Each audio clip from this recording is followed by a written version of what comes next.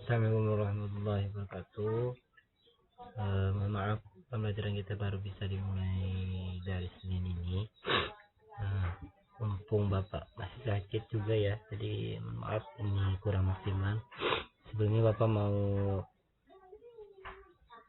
video saja tanpa suara, tapi seperti tidak enak, jadi Bapak paksakan. Semoga bisa membantu.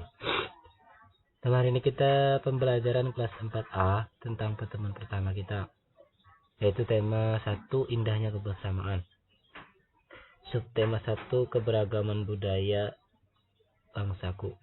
Hal yang kita pelajari adalah pelajaran bahasa Indonesia, IPS, dan IPA. Hal yang kita pelajari pertama, 1 tentang bahasa Indonesia, tentang gagasan utama dan gagasan pendukung.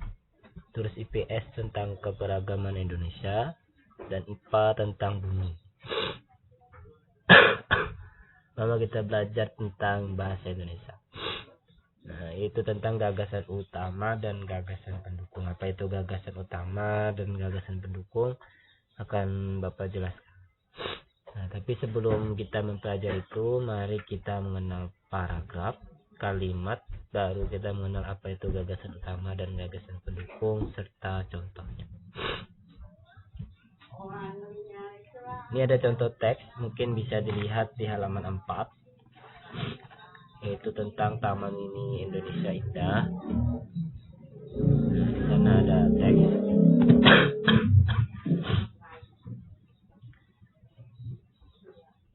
Apa itu sudah Bapak warnai, dan itu memiliki beberapa keterangan. Pertama tentang yang warna ungu, itulah itu menerangkan tentang paragraf. Jadi apa itu yang disebut paragraf? Adalah suatu kalimat, adalah suatu yang terbentuk dari beberapa kalimat, kata, dan semacamnya, yang terdiri dari lebih dari satu kalimat. Ini satu kalimat. Yang warna biru itu artinya kalimat. Nah, ini kalimat. Gambaran kebudayaan yang ada di Indonesia terpampang nyata di TNI melalui ajang bendera. Nah, ini satu kalimat artinya. Dari awal sampai titik berarti itu adalah satu kalimat. Yang warna kuning itu artinya kata. Rumah, tengah, taman, terdapat, sebuah danau, yang itu adalah kata. Mungkin sudah tahu ya. Terus yang warna hijau itu artinya huruf. Nah, huruf itu A sampai Z ya. Dan nomor 1 sampai 4 itu adalah jumlah paragraf pada teks tersebut. Nah, boleh dilihat itu sudah Bapak nomori. Jadi jumlah paragraf pada bacaan ini adalah 4. Nah, bagaimana menghitung jumlah paragraf? Nah, jumlah paragraf itu ditandai dengan 1 tab. Artinya ada batasan, sini kosong gitu ya. Untuk 1 paragraf.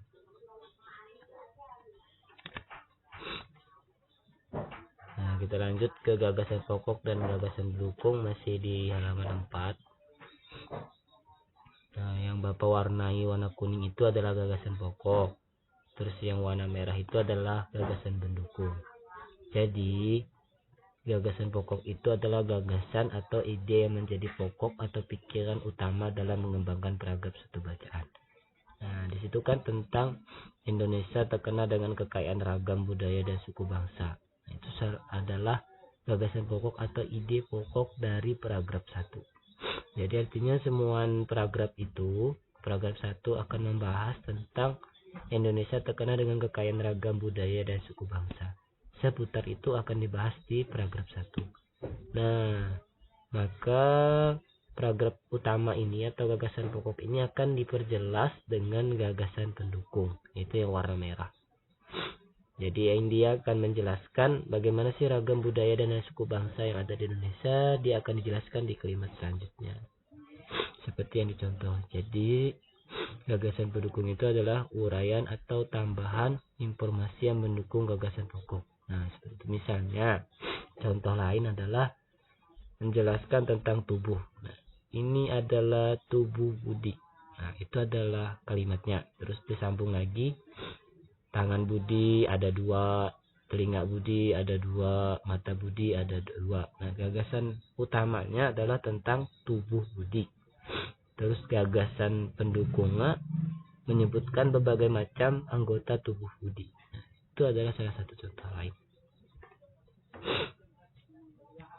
Selanjutnya jenis paragraf berdasarkan gagasan pokok. Nah, jadi gagasan pokok itu ada macam-macam. Misalnya nanti ditemukan di awal kalimat disebut dengan apa, ditemukan di akhir kalimat atau akhir paragraf disebut apa. Sedangkan juga ada 3 macam, yaitu campuran, bisa ditemukan di awal dan di akhir.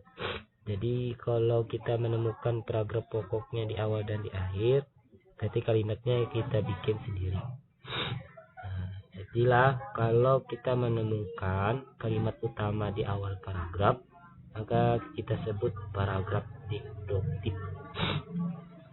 Terus kalau kita menemukan kalimat utama atau gagasan pokok di akhir paragraf, kita sebut paragraf induktif.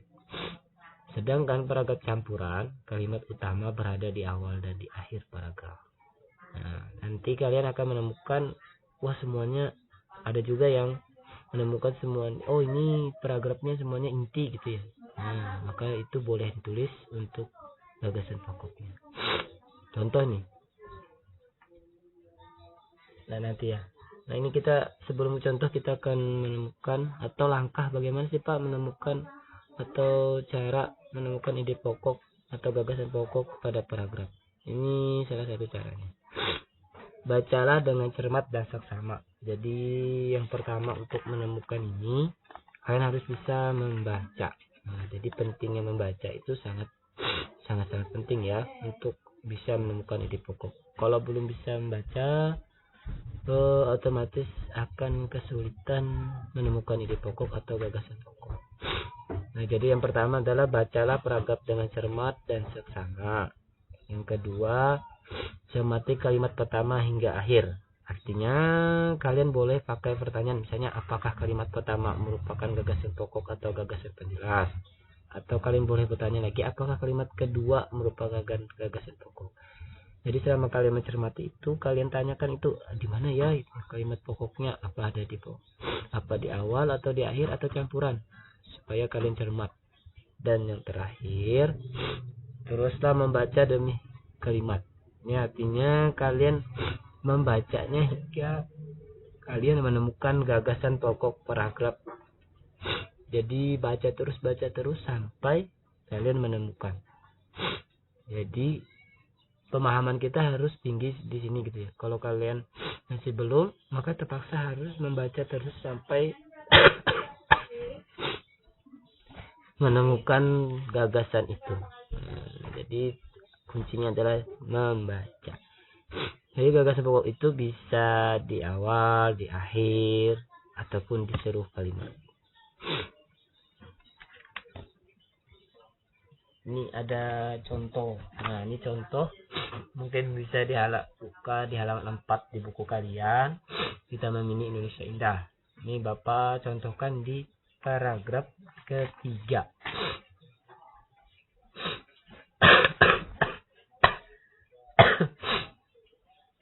Nanti kalian baca dulu semua dari gambaran sampai setempat.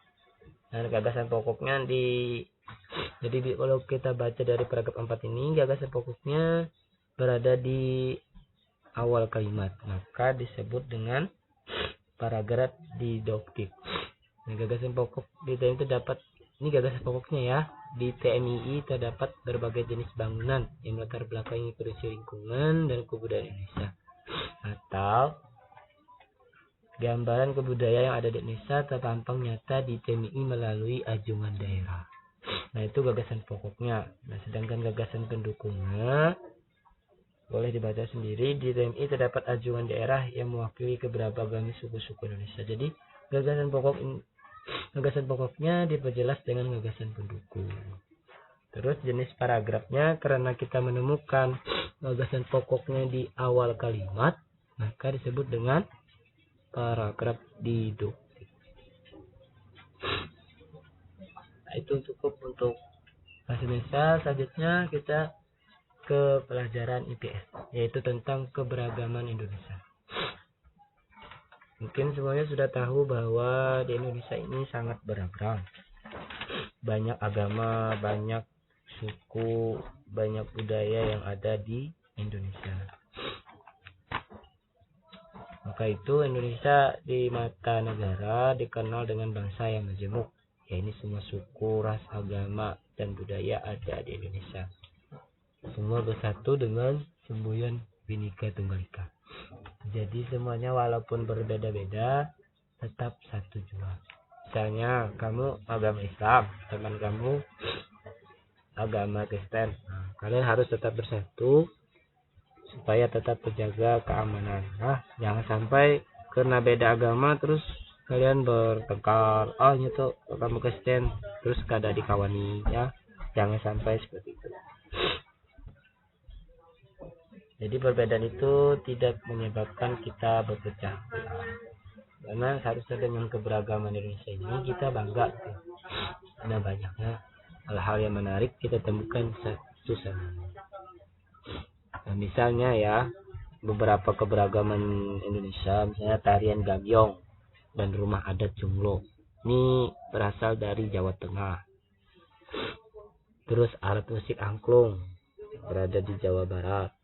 Terus tarian Saman asal Aceh. Nah, tarian Saman ini merupakan tarian yang sangat mendunia lah. Pernah mungkin melihat Asia Games dan semacamnya, pembukaannya kemarin atau penutupannya pakai tarian Saman. Terus makan khas Madura yaitu sate. Nah, mungkin sudah pernah makan sate.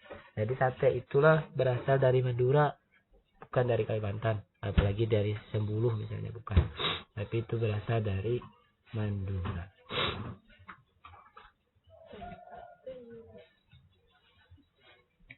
Terus kita lanjut ke IPA, yaitu tentang bunyi. Nah, IPA ini kita belajar tentang bunyi lah. Nah, bunyi ini mungkin salah satu yang bisa kita dengarkan melalui telinga. Misalnya Bapak sedang berbicara ini Bapak sedang mengeluarkan bunyi. Maka kalian mendengarnya pakai telinga. Kalau tidak mendengar berarti dia punya kelainan atau penyakit tuli. Jadilah bunyi ini merupakan salah satu gelombang yang dapat dirasakan oleh indera, yaitu indera pendengaran kita. Nah, jadi bunyi adalah sesuatu yang dihasilkan dari benda yang bergetar. Kalau benda itu tidak bergetar, maka dia diam, maka dia tidak menimbulkan bunyi, kita tidak akan bisa mendengarnya. Jadi bunyi itu dapat dihasilkan dari benda yang bergetar. Benda yang menghasilkan bunyi maka disebut dengan sumber bunyi. Misalnya perambatan bunyi memerlukan medium atau pengantar. Jadi kalau kita mau dengar, misalnya nih kalian mau dengar musik dari HP, kalian perlu pengantar. Misalnya mau khusus kalian saja yang mendengar, kalian pakai headset misalnya. Cara mengetahui benda itu merupakan sumber bunyi ada berbagai macam, yaitu dengan memukul. Misalnya kalian memukul gendang, nah, maka itu adalah sumber bunyi pasti. Terus kalau kalian menggesek, misalnya kalian main gabus, gesek menggesek, atau kalian mengasah parang misalnya atau pisau, nah itu salah satu juga akan berbunyi. Terus meniup, kalau meniup ini misalnya kalian meniup seruling, trompet dan semacamnya, itu maka dia akan berbunyi. Terus memetik seperti kita main gitar. Dan juga kalau bisa dengan menekan. Nah, menekan ini kita main piano ya. Nah, kalau kita main piano kita akan ditekan.